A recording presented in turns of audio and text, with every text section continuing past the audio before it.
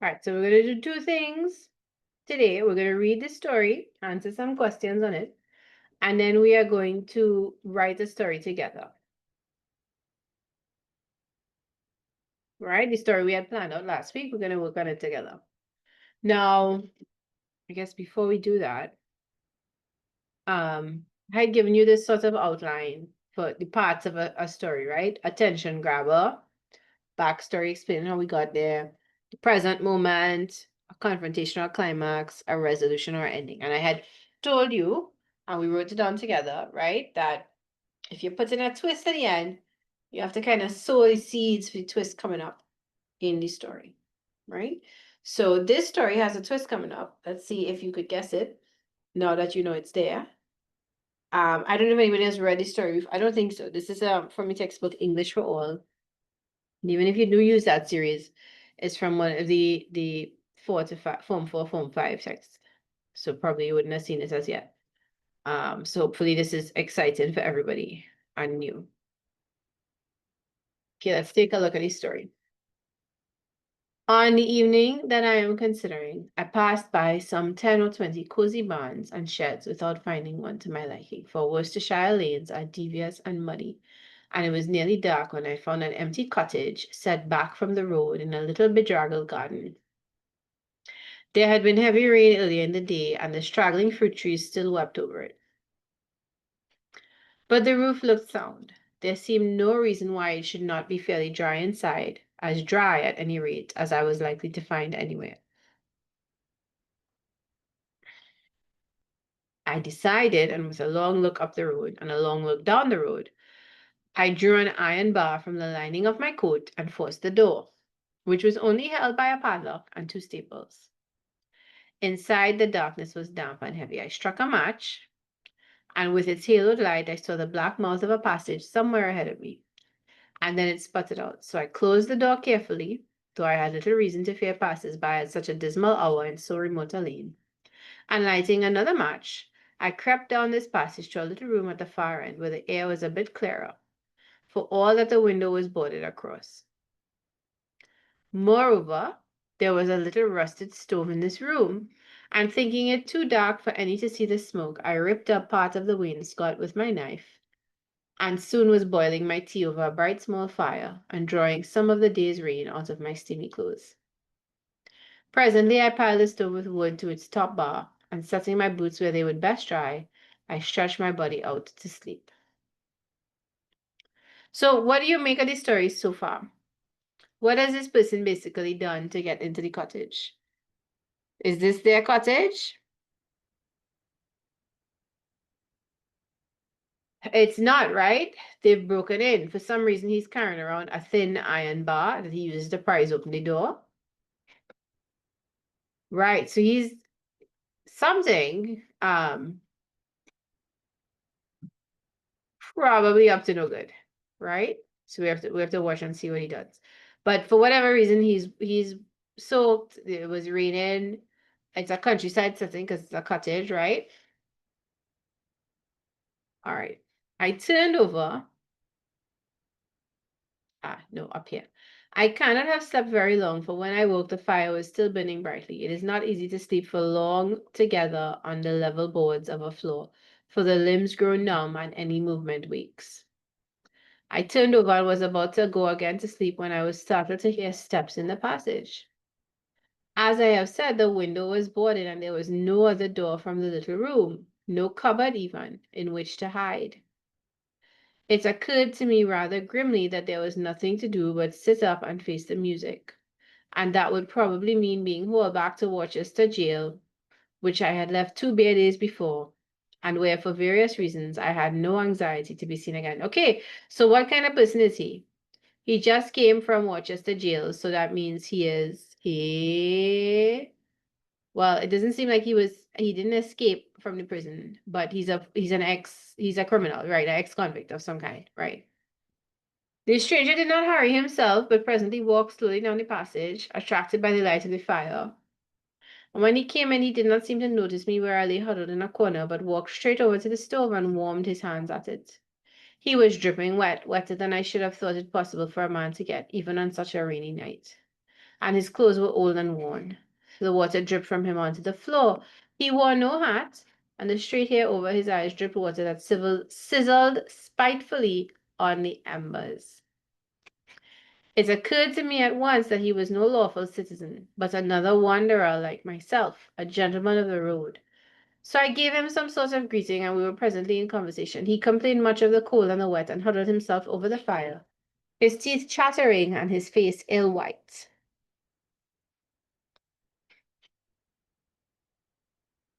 No, I said, it's no decent weather for the road, this. But I wonder this cottage isn't more frequented, for it's a tidy little bit of a cottage. Outside, the pale dead sunflowers and giant weeds stirred in the rain. Time was, he answered. There wasn't a tighter little cot in the county. Nor a prettier garden, right? A regular little parlor she was. But now no folk will live in it, and there's very few tramps that will stop here either. There were none of the rags and tins and broken food about that you find in a place where many beggars are used to stay. Why is that? I asked. He gave a very troubled sigh before answering. Ghosts, he said, ghosts. Him that lived here, it's a mighty sad tale, and I'll not tell it to you, but the upshot of it was that when he drowned himself down to the mill pond, all slimy he was and floating when they pulled him out of it. There are no folks have seen him floating on the pond, and folks have seen him sat around the corner of the school waiting for his children. Seems as if he had forgotten like how they were all gone dead, and that's why he drowned himself. But there are some say he walks up and down this cottage, up and down like when the smallpox had him. And they couldn't sleep but if they heard his feet going up and down by the doors. Drowned himself down to the pond he did, and now he walks. All right, so there's some dialect in here, right? But what is he generally saying? What happened? Why does nobody come to this house?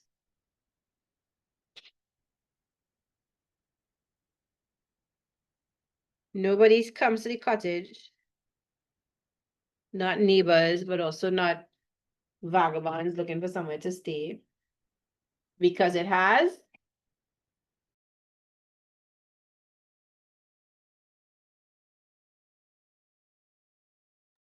right, ghosts. Yeah, the cottage is haunted, the owner of it drowned himself. Right. And it mentions his grief over the loss of his children. Well, it sort of hints at that, right? For his children, meaning children. Right? All right. The stranger sighed again, and I could hear the water squelch in his boots as he moved himself. But it doesn't do for the like of us to get superstitious, I answered. It wouldn't do for us to get seeing ghosts. On many's the wet night we'd be lying in the roadway. No, he said. No, it wouldn't do at all. I never had belief in walks myself. I laughed. Nor I that. I never see ghosts, whoever may. He looked at me again in his queer melancholy fashion. No, he said, expect you don't ever. Some folks don't. It's hard enough for poor fellows to have no money to their lodging, apart from ghosts scaring them. It's the coppers, meaning police officers, right? Not spooks, make me sleep uneasy, said I.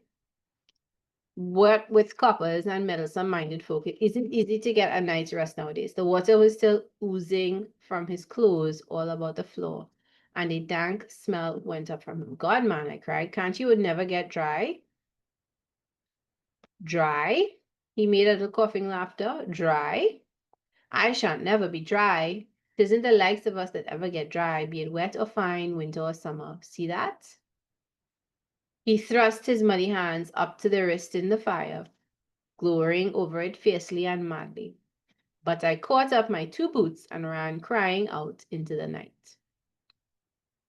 All right, read over those last 2 lines if you need to, and tell me what happened here. Why does the person run out into the night? What is really going on?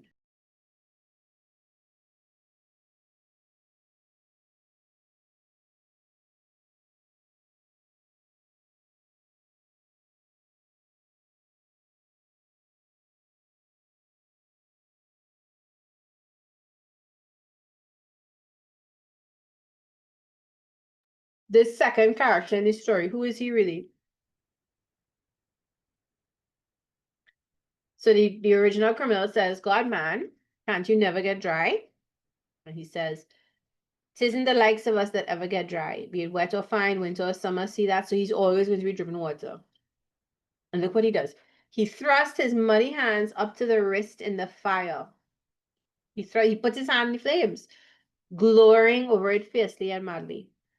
But I caught up my 2 boots and ran out into the night, crying into the night." Right, some of us have gotten it. Let it sink in. Who's the second character?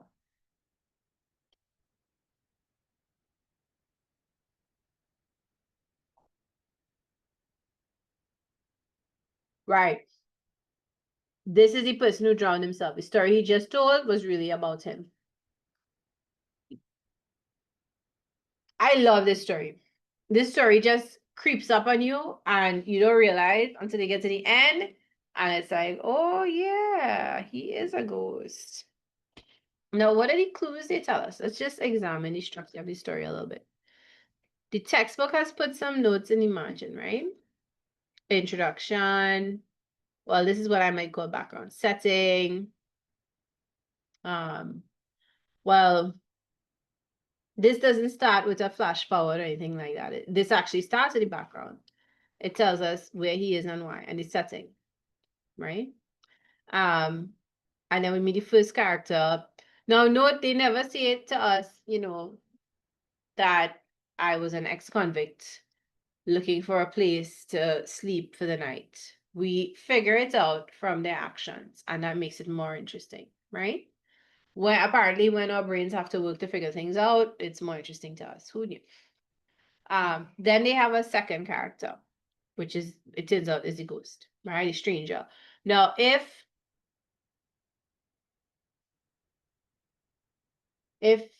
I mean, I usually tell people focus on one character. If you have a second character, the character must be there to help us understand something about the first character, or for the first character to work out an issue. Right? But our stories are usually so short, 500 words, we need just one character. Again, we get description of what he looks like, of his movements. And we actually start to get clues that he's a ghost. Let's look at the clues that he's a ghost. Wetter than I should have thought it possible for a man to get even on such a rainy night. So that's one clue, right?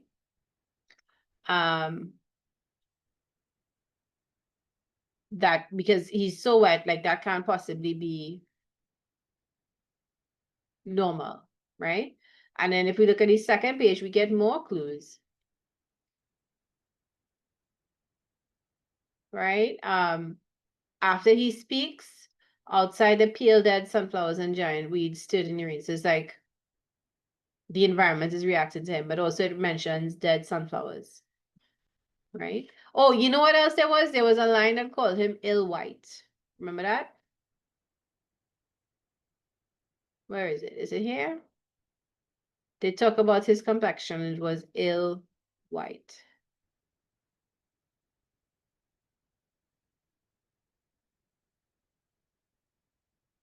Maybe it's on the next page. I'll look again.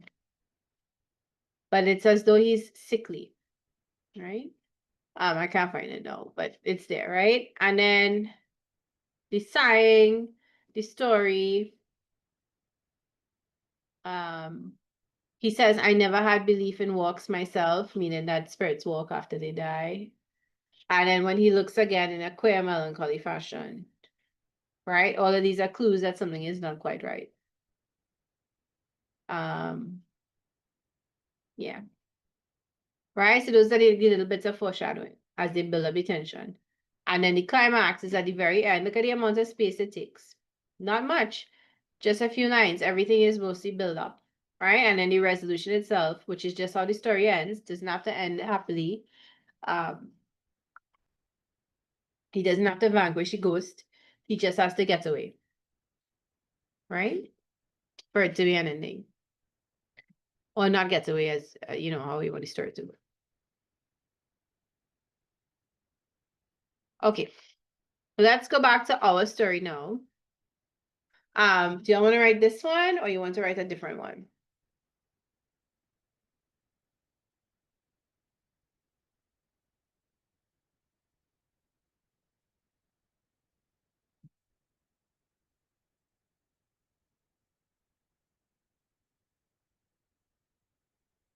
All right, this one, no problem.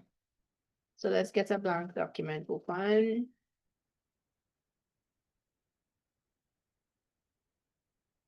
We're gonna call it a ghost story.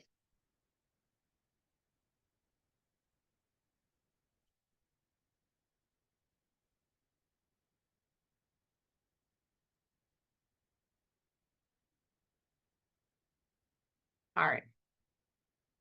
Now your vision doesn't have to be the exact same vision as mine, right?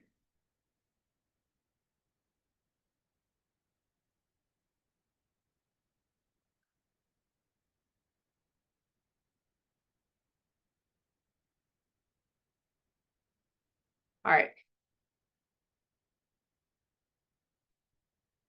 We're gonna start with a flash forward, right? So a ghostly face appeared in the window as lightning flashed and thunder rolled. I froze in terror and dropped my glass, right? Can you all give me a couple of sentences to sort of add to this paragraph so it's a little bit longer?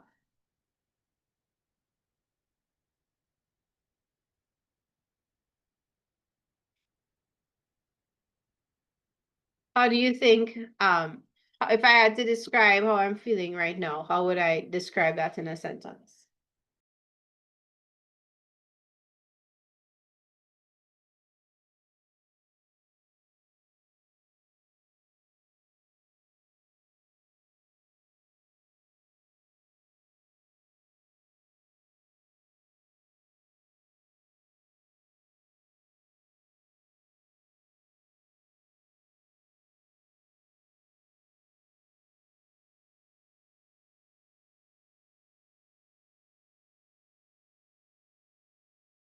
What sort of physical reaction would somebody have when they're scared?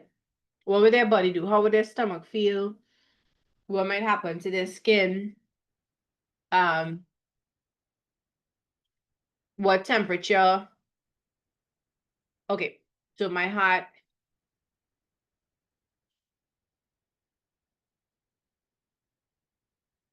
began to beat rapidly. Thanks, Kira. What else? Whoops, that's not rapidly. This is rapidly, yeah.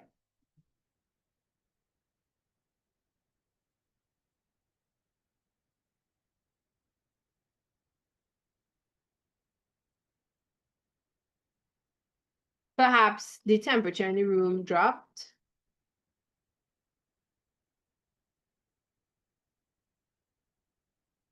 And maybe what would you hear? A faint buzzing noise started, right? I froze in terror and dropped my glass. And yeah, all right.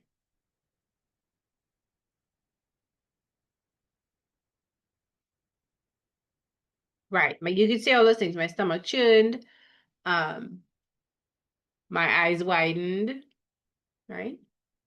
Okay, so this is our introduction. What makes a paragraph like this doesn't have to be exactly this, of course, you could use your own, right? What makes it a strong introduction? Not introduction, really, a strong beginning. Because in a story, we don't have an introduction, we have a beginning. So it has striking imagery, right? So this is a flash forward because it will come back again. Right? So the striking imagery is the ghostly face.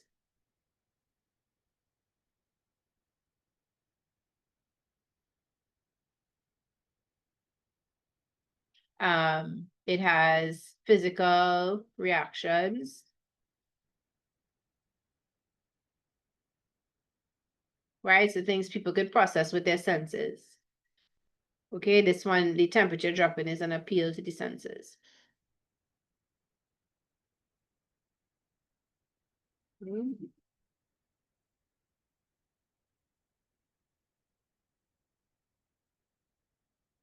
All right, so I'm gonna pause for a few minutes.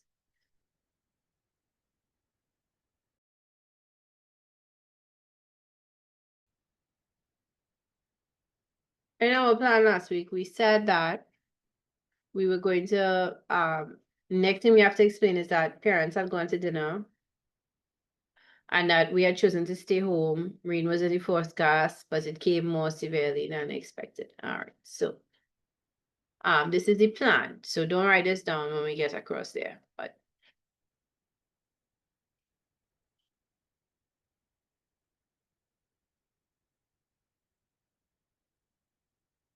all right, so it was, what night of the week was it?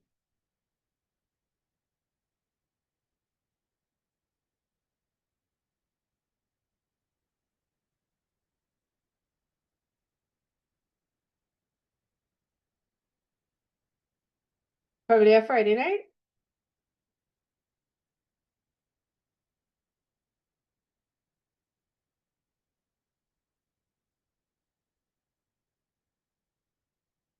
It seemed like a normal Friday night. I don't feel very, some days you feel very inspired to write, creative writing, but today I don't feel very inspired. Um,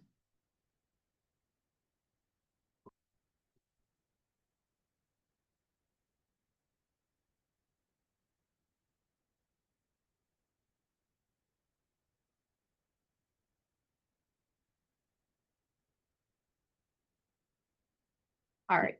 Tell me how to develop this paragraph. Saturday. Okay, well, yeah, we can change this to Saturday night. So they left to go to their dinner reservation, or they left to go to dinner with my aunt and uncle, or they left, well, let me explain why you're not going. But all right, what else we need to put in this paragraph?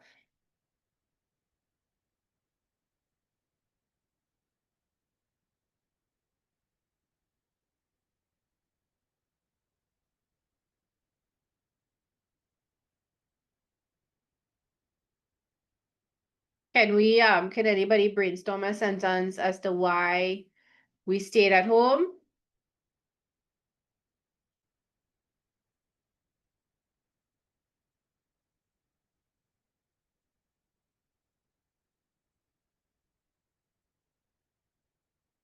So just you could explain you were finally old enough.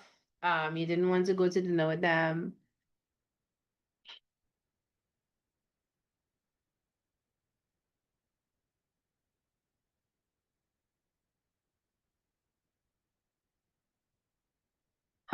Because we loved our bed. All right. Okay, fine. Let's use that. They had invited me, sorry, to come with them, but I love my bed too much, right? Rain was in the forecast.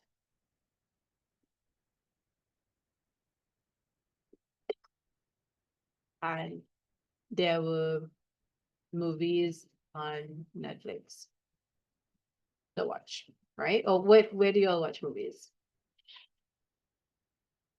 Or if you want to say something other than movies on Netflix, TikTok videos, I don't know what y'all watch. Okay, you had all the school assignments too, so you can go. You can choose. You could put that as a reason too. I just put the first one I saw, right, from a student. Now, what about in reality? Will your parents leave you all home alone? Are you all old enough for your parents to leave you home alone?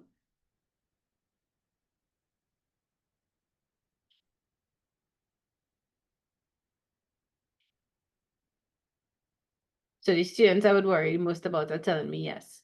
All right, and some people have said no. Okay, so um make it make sense for your situation. So if they would leave you home alone, great.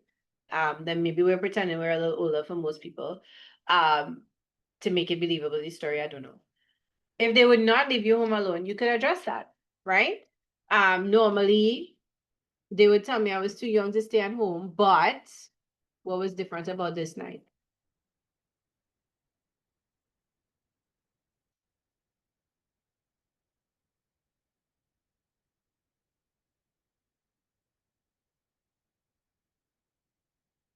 Remember, you can write your own version of this, right?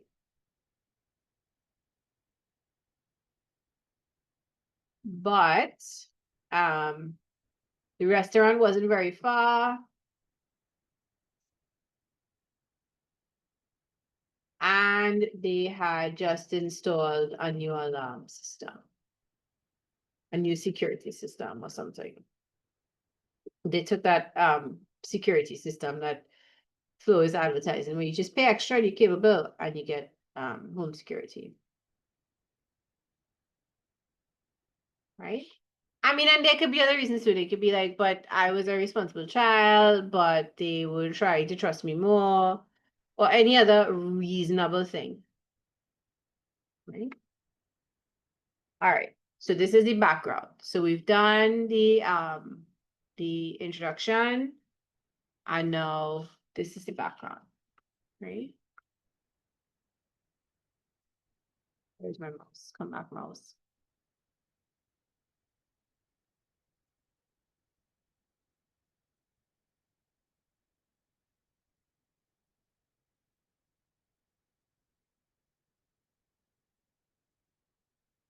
All right, I'm giving us a couple minutes here.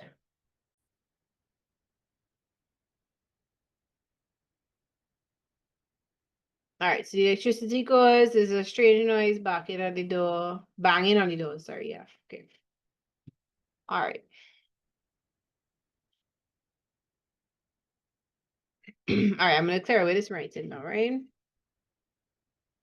Okay, so we're not writing this stuff in Greek. Okay. We need to explain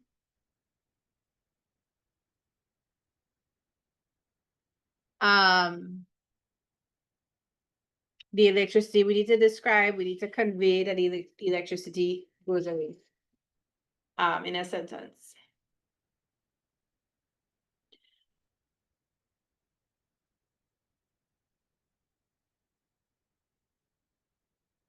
All right, anybody want to volunteer that sentence? If you were writing a story, how would you, the next sentence, indicate that current went?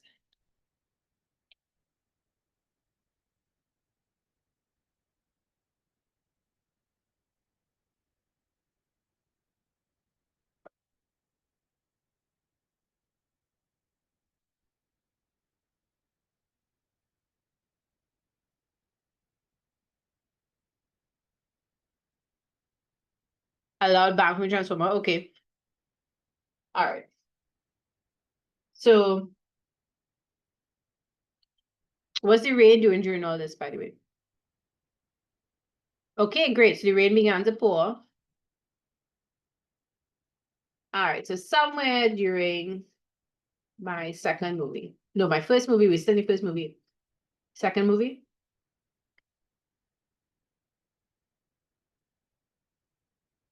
right? The rain began to pour, right? Wind blew so strongly that, all right, so picture that in your head. Sometimes we get really strong winds. What happens in your house when you get really strong winds? What blows across the yard? What part of the house rattles? What your parents, well, no, the parents don't home, so know what they say, but so tell me those little details.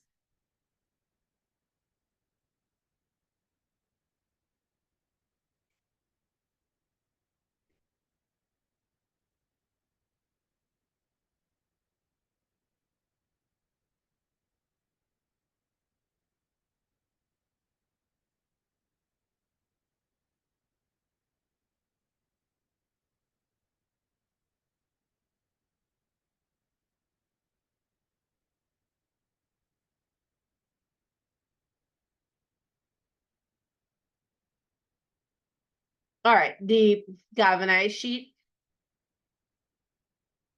the galvanized on the house rattled, the zinc sheets on the house rattled.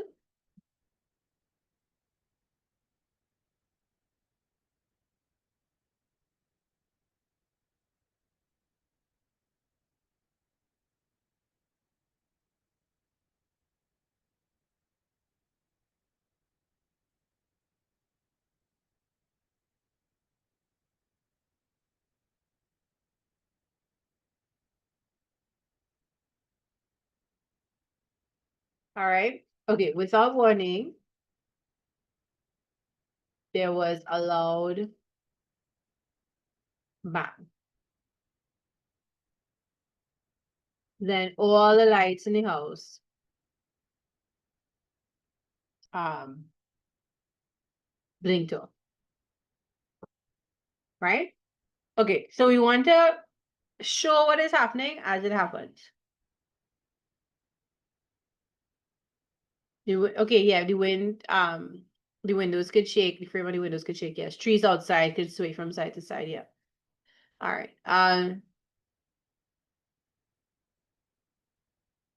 The house was completely dark. Or the house was in complete darkness. Okay, now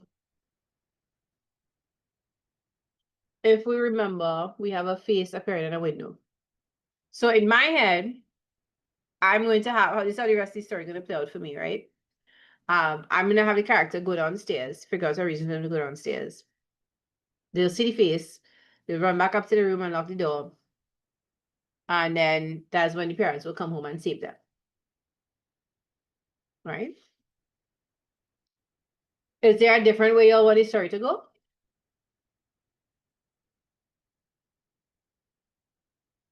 Right, so they have to get a flashlight.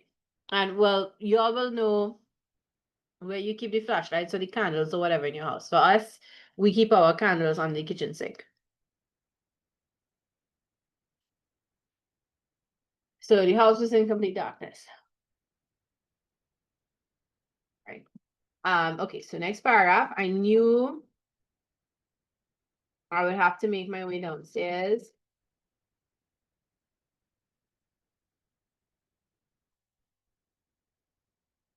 to get the candles that my parents kept on the kitchen sink. Right. Um, my familiar home had now become um a terrifying obstacle course as shadows um and stray noises seemed to surround me. Right now, I haven't given my character a cell phone to use. Right, in real life, you probably do have a cell phone, and you'll use that as a light to go downstairs. Oh, you mean I go for candles? You just stay in the room with your cell phone,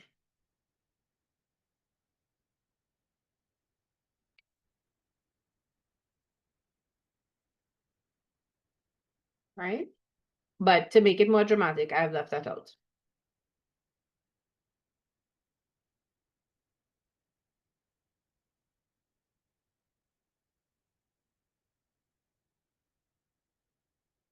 Okay, I'm gonna use Luke's sentence instead. His is way better. Um, but if people already started writing mine, I won't take it off. But look at this one. Nice job, Luke. As the house descended into darkness, right?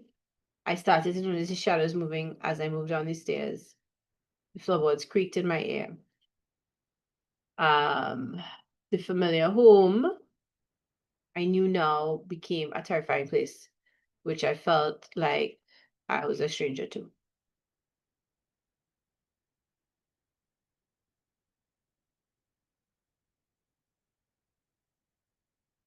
Um, I want to get rid of the two at the end of the sentence.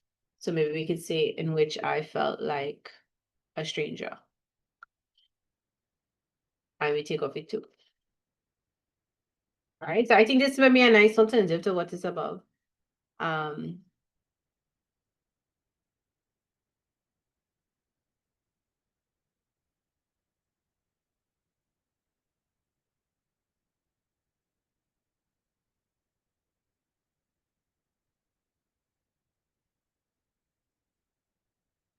oh, I meant to take up this space. .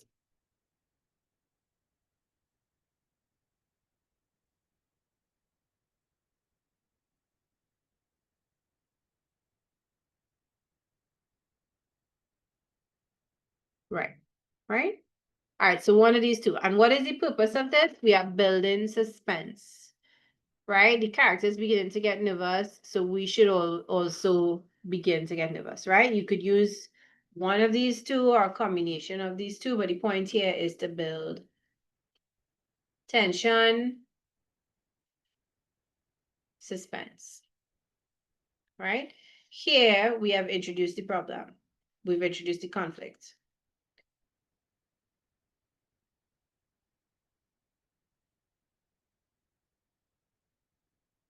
Right? And now we're making it worse for the speaker. Right? Please also take down the little annotations on this side, right?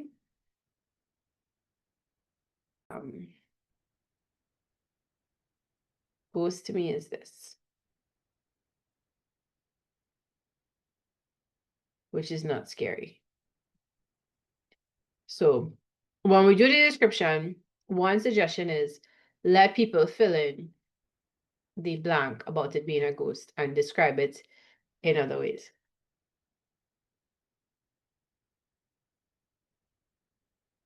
All right. But we do have to convey a ghostly face in the window. Oh, I have that in the original. No, I'm rethinking it, right? I'm gonna put an inhuman face. Or I could put an almost human face.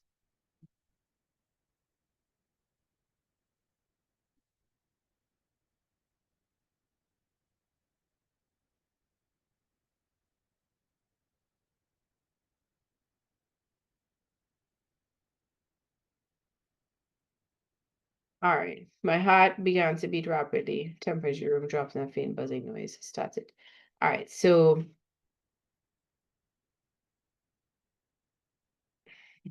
we need to transition from this paragraph here to this. So maybe as I walked down the stairs, or as I walked to the kitchen, um, I felt my eyes drawn to the window. Um,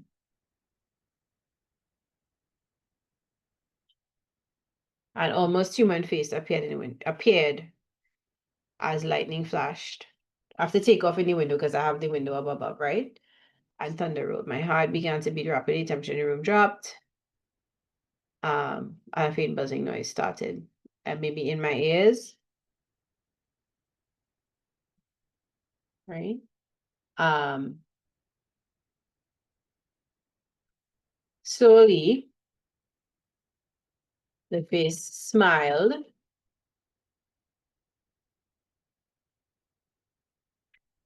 Its hand rose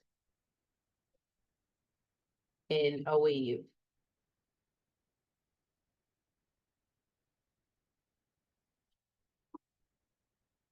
As its hand rose in a wave. I froze in terror and dropped my glass. Right? All right. So we fit it into the story. So we had to alter it a little bit from what was above. Right? And this is our climax here. Right? It doesn't have to be, yeah, this could still be creating tension depending on where you go with the story. Like, is the person going to break in the house? Is there something more tense going to happen?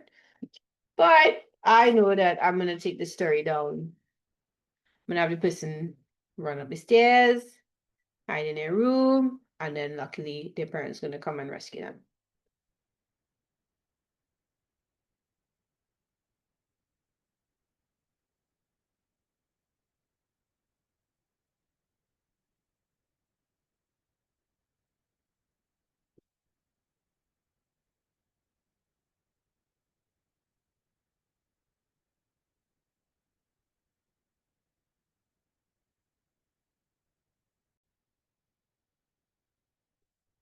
Okay, so if the glass falls, we could use that sound to shake us out of our stupor, right? So either the glass falls and it shatters, or the glass falls and hits the carpet, whatever it is. So the sound of the class or the thud as the glass hit the carpet, jerked me out of my what? My paralysis, right? So without thinking, I turned and bolted up the stairs, right?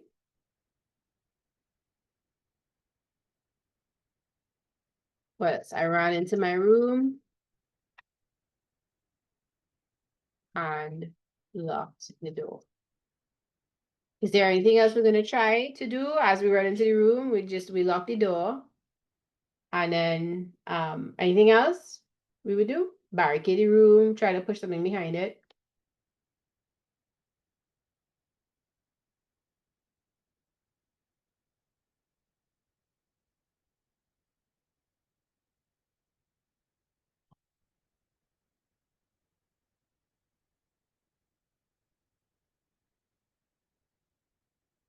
Grab a weapon, yeah.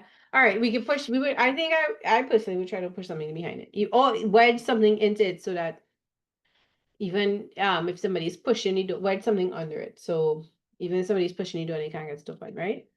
I hastily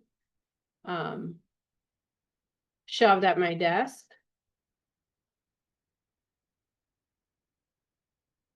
in an effort to push it behind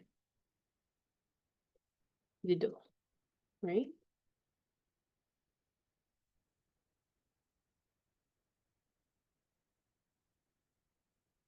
Yeah, okay. I would be cautious about secret weapons that your parents might have lying around. And you yourself, I would be cautious to have like throwing stars or a samurai sword or a katana that even if you bought it from Fair and Square lying around.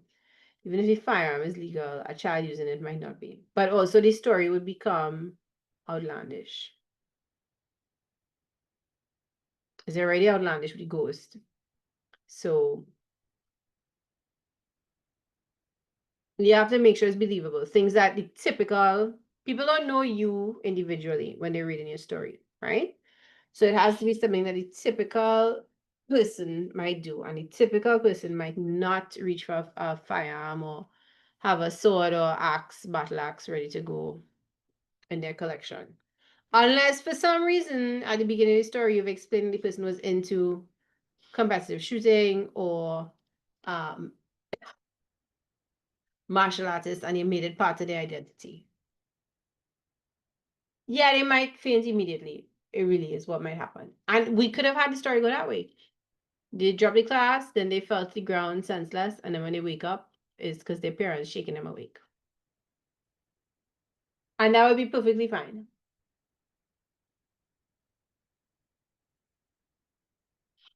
Right? Okay, I'm gonna have my person go under the bed. Oh no. I want them to see the parents coming home. So I'm gonna have them go to the window to make sure it was locked. All right, so we shove it as we're in the door. My eyes are raised towards the window to make sure that it was latched, right? Closed or whatever. As I stood near the glass, I could see firelights um in the distance, right? So my heart filled with hope. It must be my parents returning home, right? So this is kind of the resolution here, right? All of this is the aftermath and the resolution. right? And if you want a happy ending, oh yes, and relief. Good. Where's put it with hope and relief.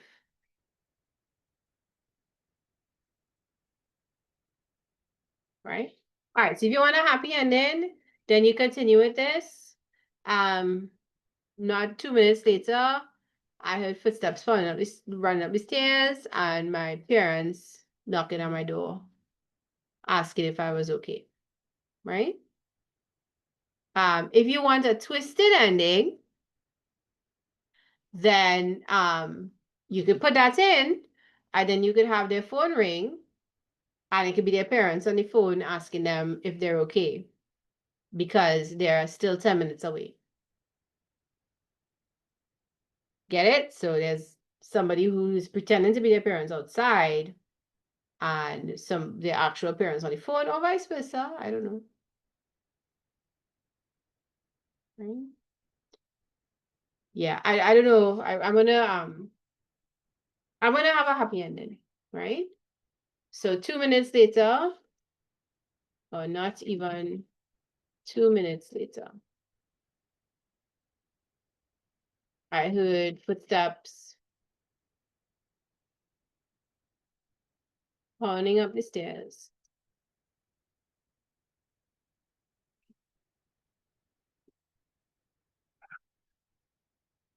And my father's voice at the door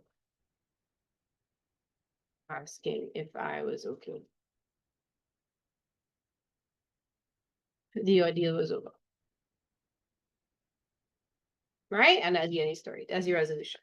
Another thing you could do is you could have the parents come in, and then she could think everything's okay, but then when she looks behind her, she realizes they left the person. I'm saying she because I'm thinking I, but the writer looks behind them, realizes she left the door open, and she sees the face that she saw outside, but inside now.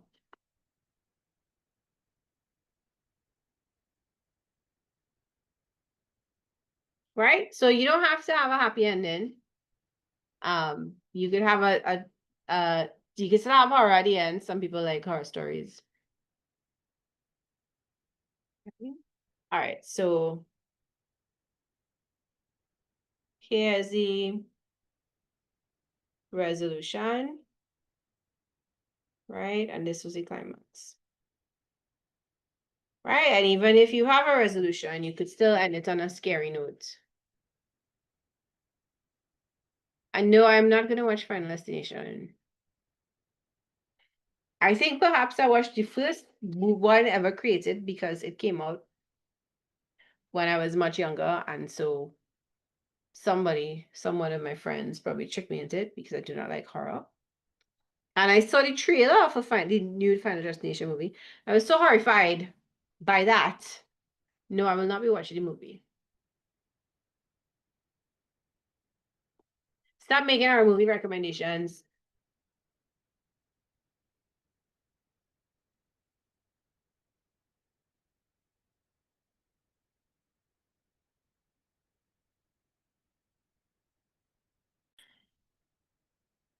Okay, so we spent today's class just reviewing story writing, and we wrote a story. Look at the number of paragraphs we have here. 1, 2, 3, 4, 5, 6, 7, 8, 9.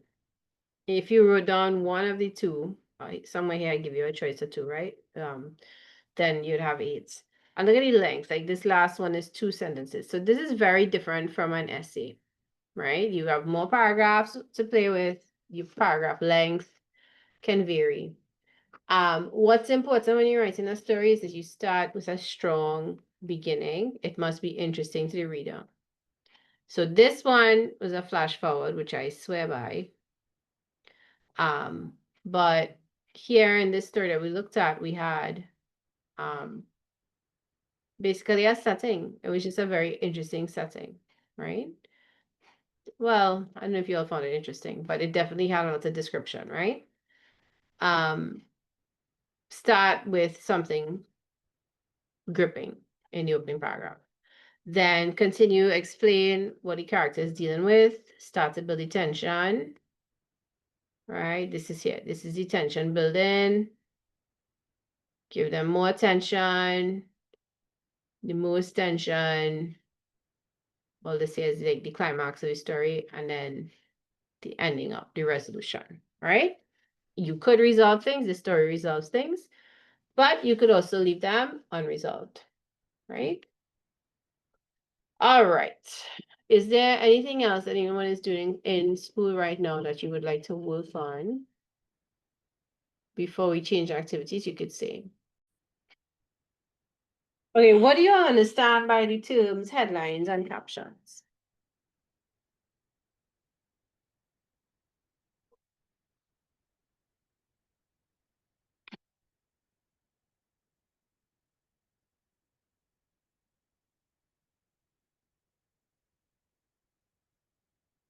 Newspaper, we understand newspaper. When was the last time y'all came across a newspaper that wasn't on the floor soaking up some water that fell out of the fridge? The headline is what it's about. And caption is a brief explanation. Yeah. So usually a picture. Um, the headline is also very brief, right?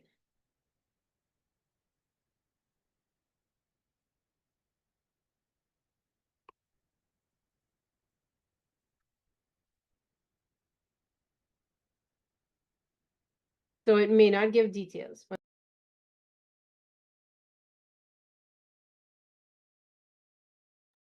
Right, it may not give details. Okay, let's look at this picture here.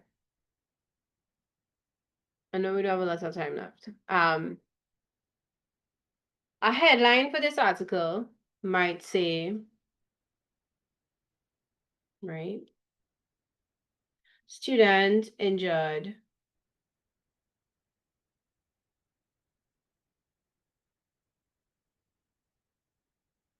at football game, right? But then the caption might say all this information, right? So it might say, because that's what the picture is showing. So junior quarterback,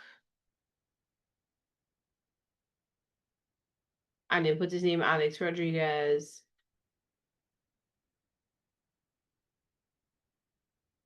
Gets treated by the trainer.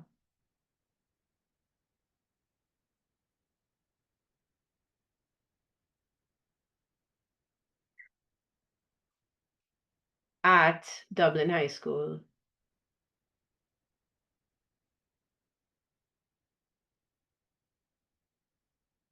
during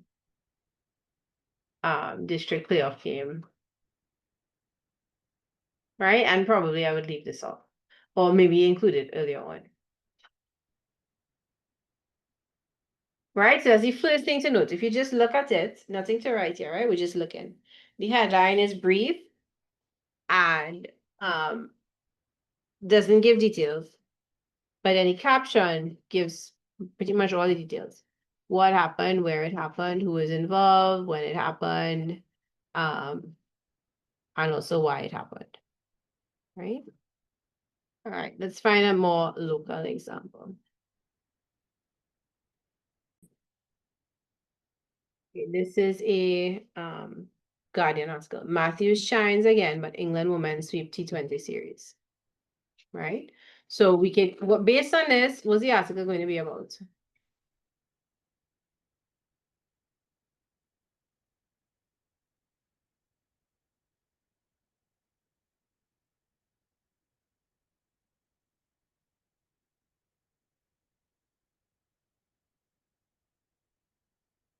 Based on this headline, what do you expect to read about? At least two things. What are the two things?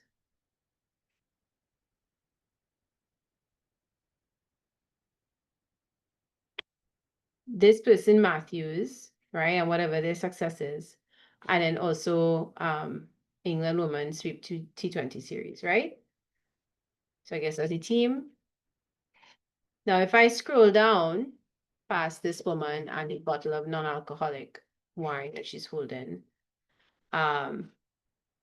we could see a caption. Haley Matthews was named player of the match and player of the series. So it tells us who is there and what she's celebrating with her non-alcoholic wine. And then we go into the article, right? So, well, this caption is actually a little bit shorter, but you can see in the caption it has more verbs. It's a complete sentence, whereas in the headline, um, it's just keywords, right? Yes, I'm sure it's not alcoholic. All right, let's look at another one. Um,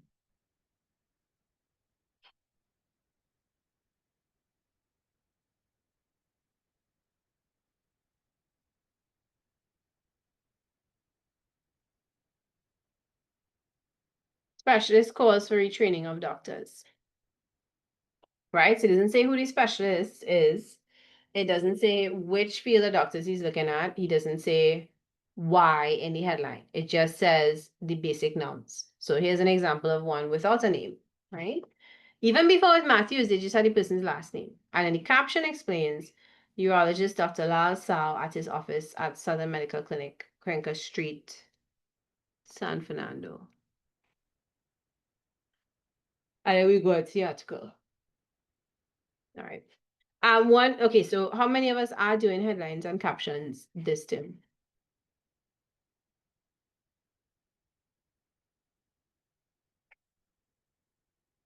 Okay. So next week's class, I want to do some more of these, but in relation to letters. You see, because when you really need to write a headline is when you really need to write a headline is when you're writing a letter and you have to put a caption on the top. And I'm saying caption, but I mean headline. Like a line that says what the letter is about, or when you're writing a report. Right? So it's worth spending some time on. It could give students troubles. When they now start, they tend to give me, probably all teachers, headlines that are too long. And right, headlines and captions. All right. Anything anybody wants to ask or address before we wrap up class?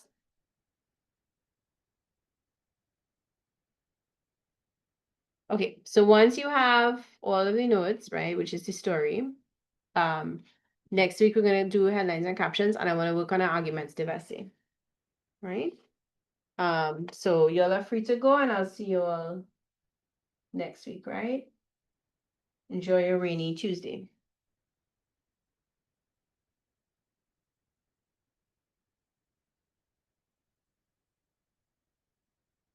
Bye, guys.